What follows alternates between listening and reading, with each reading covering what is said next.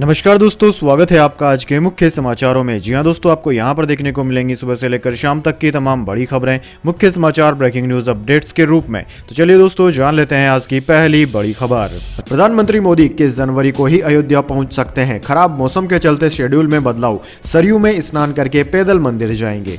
जी हाँ दोस्तों, प्रधानमंत्री नरेंद्र मोदी प्राण प्रतिष्ठा से एक दिन पहले यानी कि 21 जनवरी को अयोध्या पहुंच सकते हैं। इसकी वजह प्राण प्रतिष्ठा का मुहूर्त और मौसम बताया गया है। दरअसल दोस्तों, सुबह के वक्त घना कोहरा छाया रहता है, इससे फ्लाइट लैंडिंग में मुश्किल आ सकती है। इसलिए प्रधानमंत्री का एक दिन पहले आने का कार्यक्रम बन रहा है। प्राण प्रतिष्ठा अनुष्ठान के लिए प्रधानमंत्री को सुबह 11 बजे तक हर हाल में राम जन्मभूमि परिसर पहुंचना है। इसको देखते हुए पीएम 21 जनवरी की शाम 5 बजे तक अयोध्या पहुंच सकते हैं। हालांकि प्रशासन की तरफ से इसकी आधिकारिक पुष्टि नहीं की गई है। वहीं दोस्तों, आपकी जानकारी के लिए बता दें, राम मंदिर ट्रस्ट से जुड़े सूत्रों ने बताया है कि प्राण प्रतिष्ठा यानी कि 22 जनवरी की सुबह पीएम मोदी सरयू में स्नान कर सकते हैं। इसके बाद घाट से 200 मीटर दूर स्थित नागेश्वर नाथ महादेव का अभिषेक कर सकते हैं। घाट से नागेश्वर महादेव तक पीएम पैदल जा सकते हैं। इसके बाद दोस्तों, अगली बड़ी खबर, गर्भगृह में स्थापित की गई रामलला की मूर्ति, 4 घंटे चली पूजा।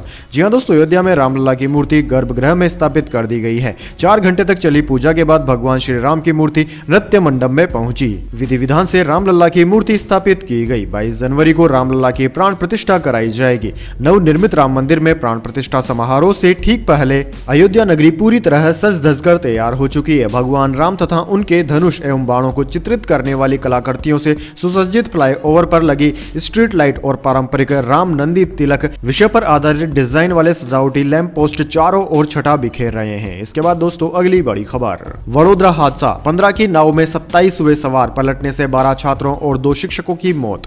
जी हां दोस्तों, वडोदरा की हरणी झील में सैर पर निकले छात्रों की एक नाव पलट गई, जिसमें 12 छात्रों समेत 2 अध्यापकों की मौत हो गई, जबकि करीब 10 अन्य छात्र घायल हो गए हैं। इसके साथ ही 7 छात्रों को इलाज के लिए अस्पताल ले जाया गया। शुरुआती जानकारी के मुताबिक नाव में 4 शिक्षकों समेत 23 बच्चे मौजूद थे। दोस्तों, आपकी जानकारी के लिए बता दें कि कई लोग अभी भी लापता हैं। शुरुआती जानकारी के मुताबिक छात्र हरणी झील में स्कूल ट्रिप पर आए थे और यह हादसा हो गया। घटना की सूचना मिलते ही कलेक्टर समेत आला अधिकारी भी मौके पर पहुंच गए। इसके अलावा बचाव दल भी मौके पर पहुंच गया। 6 छात्रों को झील से निकाला गया है। इसके बाद दोस्तों, अगली बड़ी खबर, 16 साल से कम उम्र के बच्चों की कोचिंग बंद, आदेश नहीं मानने पर 1 लाख का जुर्माना, गाइडलाइन हुई जारी। जी हां दोस्तों, शिक्षा मंत्रालय द्वारा घोषित नए दिशा निर्देशों के मुताबिक कोचिंग संस्थान 16 साल से कम उम्र के विद्यार्थियों को अपने यहाँ दाखिल नहीं कर सकेंगे और अच्छे नंबर या रैंक दिलाने की गारंटी जैसे भ्रामक वादे भी नहीं कर सकेंगे। कोचिंग संस्थानों को विनियमित करने के लिए दिशा निर्देश एक कानूनी ढांचे की आवश्यकता को पूरा करने और बेतरतीब तरीके से निजी कोचिंग संस्थानों की बढ़ोतरी को रोकने के लिए है। मंत्रालय ने यह दिशा निर्देश विद्यार्थियों की आत्महत्या के बढ़ते मामलों, आग की घटनाओं, कोचिंग संस्थानों में सुविधाओं की कमी के साथ साथ उनके द्वारा अपनाई जाने वाली शिक्षण पद्धतियों के बारे में सरकार को मिली शिकायतों के बाद तैयार किया गया है। दरअसल दोस्तों, आपकी जानकारी के लिए बता दें कि दिशा निर्देशों में कहा गया है कि कोई भी कोचिंग संस्थान स्नातक से कम योग्यता वाले शिक्षकों को नियुक्त नहीं करेगा। कोचिंग संस्थान विद्यार्थियों के नामांकन के लिए माता पिता को भ्रामक वादे या रैंक या अच्छे अंक की गारंटी नहीं दे सकते। संस्थान 16 वर्ष से कम उम्र के छात्रों का नामांकन नहीं कर सकते। विद्यार्थियों का कोचिंग संस्थान में नामांकन माध्यमिक विद्यालय परीक्षा के बाद ही होना चाहिए। दिशा निर्देश के मुताबिक कोचिंग संस्थान कोचिंग की गुणवत्ता या उसमें दी जाने वाली सुविधाओं या ऐसे कोचिंग संस्थान या उनके संस्थान में पढ़े छात्र द्वारा प्राप्त परिणाम के बारे में प्रत्यक्ष या अप्रत्यक्ष रूप से किसी भी वादे को लेकर कोई भ्रामक विज्ञापन प्रकाशित नहीं कर सकते हैं या प्रकाशित नहीं करवा सकते हैं या प्रकाशन में भाग भी नहीं ले सकते हैं। इसके बाद दोस्तों, अगली बड़ी खबर, हर 10 में से 1 शख्स हो रहा लीवर रोग का शिकार, चौंकाने वाले आंकड़े आए सामने। जी हां दोस्तों, एक खतरनाक बीमारी हमारे बीच पनप रही है जिसका नाम है लीवर डिजीज यानी कि जिगर की बीमारी। यह बीमारी इतनी खतरनाक है कि हर 10 में से 1 व्यक्ति इससे प्रभावित हो रहा है। लेकिन इसका दुर्भाग्य यह है कि इसके लक्षण जब तक सामने आते हैं तब तक काफी देर पहले से ही हो चुकी होती है। ब्रिटिश लीवर ट्रस्ट यूके द्वारा किए गए एक अध्ययन में चौंकाने वाला खुलासा हुआ है। इस ट्रस्ट ने देश भर में 20 से ज्यादा शहरों में अपने लीवर चेकअप रोड शो का आयोजन किया, जिनमें 2000 से ज्यादा लोगों ने भाग लिया। इनमें से लगभग 10% लोगों के लीवर स्कैन में संभावित लीवर रोग के संकेत मिले। इसके बाद दोस्तों अगली बड़ी खबर, सीबीआई कोर्ट में गवाह ने यासीन मलिक को पहचाना, कहा मलिक ने ही वायुसेना के 4 जवानों पर गोली चलाई थी, 40 नागरिक भी घायल हुए थे। जी हां दोस्तों, JKLF प्रमुख यासीन मलिक ने बंदूक निकाली और भारतीय वायुसेना के जवानों पर गोलियां चला दी। यह बात स्पेशल सीबीआई कोर्ट को उस चश्मदीद ने बताई है जो 25 जनवरी 1990 को श्रीनगर में हुए आतंकी हमले के वक्त मौजूद था। यह गवाह पूर्व IAF कॉर्पोरल राजदार उमेश्वर सिंह है जो उस आतंकी हमले में बच गए थे। उमेश्वर ने कोर्ट रूम में मलिक को पहचानते हुए हमले का मेन शूटर बताया। इस पेशी में यासीन मलिक दिल्ली की तिहाड़ जेल से वीडियो कॉन्फ्रेंसिंग के जरिए शामिल हुआ था। मलिक यहां टेरर फंडिंग केस में आरोपी होने के कारण 2019 से कैद है। NIA के इस केस में 14 फरवरी को सुनवाई होनी है। वहीं दोस्तों 1990 में श्रीनगर के रावलपोरा में आतंकी हमला हुआ था जिसमें स्क्वाड्रन लीडर रवि खन्ना समेत 4 लोग मारे गए थे और 40 लोग घायल हो गए थे। वायुसेना के जवान ड्यूटी जाने के लिए पिकअप का इंतजार कर रहे थे, तभी वे इन आतंकवादियों ने उन पर हमला कर दिया था। इसके बाद दोस्तों अगली बड़ी खबर, 22 जनवरी को केंद्रीय संस्थानों में आधे दिन की छुट्टी, रामलला की प्राण प्रतिष्ठा पर 5 राज्यों में दिन भर का अवकाश, शराब मीट नहीं बिकेगा। दरअसल दोस्तों अयोध्या में 22 जनवरी को रामलला की प्राण प्रतिष्ठा का दिन है। इस दिन देश के केंद्रीय संस्थानों में आधे दिन की छुट्टी रहेगी। इसको लेकर सरकार ने गुरुवार को नोटिफिकेशन जारी किया है।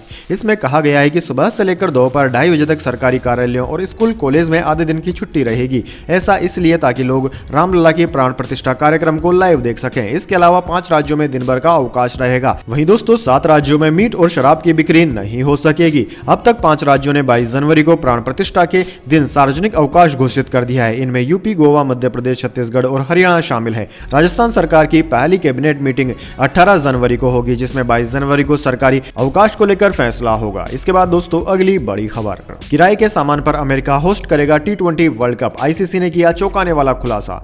जी हां दोस्तों, T20 वर्ल्ड कप 2024 अमेरिका और वेस्टइंडीज की मेजबानी में खेला जाएगा। इस साल जून के महीने में होने वाले T20 विश्व कप को लेकर ICC ने बड़ा खुलासा किया है जिसमें बताया गया है कि टूर्नामेंट होस्ट करने वाला अमेरिका अस्थायी तैयारियां करेगा, जिसमें पिच मेलबर्न से तो दर्शकों के बैठने के लिए कुर्सियां लॉस वेगास से लाई जाएंगी। अमेरिका में खेले जाने वाले T20 वर्ल्ड कप के लिए ड्रॉप इन पिचों का इस्तेमाल किया जाएगा जिसे एडिलेड ओवल क्रिएटर डेमियन हफ तैयार करेंगे। दोस्तों आपकी जानकारी के लिए बता दें, ड्रॉप इन पिचें ऐसी पिचें होती है जिन्हें मैदान से कहीं अलग बनाया जाता है और बाद में लाकर मैदान पर बिछा दिया जाता है। इसके अलावा टूर्नामेंट में 9 जून को भारत और पाकिस्तान के बीच मुकाबला खेला जाना है जिसके लिए 34,000 दर्शकों की क्षमता वाले अस्थायी गैलरी बनाई जाएगी और इस्तेमाल के बाद उसे हटा दिया जाएगा। इसके बाद दोस्तों अगली बड़ी खबर, रामलला प्राण प्रतिष्ठा के दिन ममता बनर्जी की सद्भावना रैली पर रोक से हाईकोर्ट का इनकार, बीजेपी की मांग पर कोर्ट ने क्या कहा। जी हां दोस्तों, राम मंदिर उद्घाटन के दिन 22 जनवरी को संप्रीति रैली यानी कि संभावना रैली को लेकर कलकत्ता हाईकोर्ट ने पश्चिम बंगाल की मुख्यमंत्री ममता बनर्जी को गुरुवार को राहत दी। कोर्ट ने रैली पर रोक लगाने की बीजेपी नेता शुभेंदु अधिकारी की याचिका खारिज कर दी। इसको लेकर तृणमूल कांग्रेस यानी कि TMC ने बीजेपी पर निशाना साधा। TMC ने कहा कि यह बीजेपी के मुंह पर तमाचा है। पार्टी के प्रवक्ता कुणाल घोष ने कहा कि हम कलकत्ता हाईकोर्ट के आदेश का स्वागत करते हैं। यह उन बीजेपी नेताओं के मुंह पर करारा तमाचा है जो इसे रोकने के लिए कोर्ट गए थे। यह बीजेपी के सांप्रदायिक मंसूबों पर जनता की जीत है। इसके बाद दोस्तों अगली बड़ी खबर, आकाशा ने दिया 150 बोइंग 737 मैक्स एयरक्राफ्ट का ऑर्डर, इससे इंटरनेशनल फ्लाइट शुरू करेगी एयरलाइन। अभी आकाशा के पास 22 विमानों का बेड़ा है। जी हां दोस्तों, अपने डोमेस्टिक और इंटरनेशनल ऑपरेशंस को एक्सपेंड करने के लिए बजट एयरलाइन आकाशा एयर ने बोइंग को 150 नैरो बॉडी एयरक्राफ्ट का ऑर्डर दिया है। इस ऑर्डर में 737 मैक्स 10 और 737 मैक्स 8 से 200 जेट का संयोजन शामिल है। आकाशा के ऑर्डर में मैक्स 9 वर्जन शामिल है या नहीं, इसकी डिटेल्स का खुलासा नहीं किया गया है। हाल ही में अलास्का एयरलाइंस के केबन पैनल ब्लो आउट की घटना के बाद मैक्स 9 एयरक्राफ्ट को एयरलाइंस ने ग्राउंडेड कर दिया था। आकाशा एयर के फाउंडर और CEO विनय दुबे ने कहा है कि यह बड़ा और ऐतिहासिक विमान ऑर्डर आकाशा को इस दशक के अंत तक दुनिया की टॉप 30 लीडिंग एयरलाइनों में से एक बनने की राह पर ले आया है। हमारे बेड़े में इन विमानों से जुड़ने से हमें अपनी ऑपरेशंस स्ट्रेंथ बढ़ाने में मदद मिलेगी। हम जल्द ही अपने इंटरनेशनल ऑपरेशंस को शुरू करेंगे।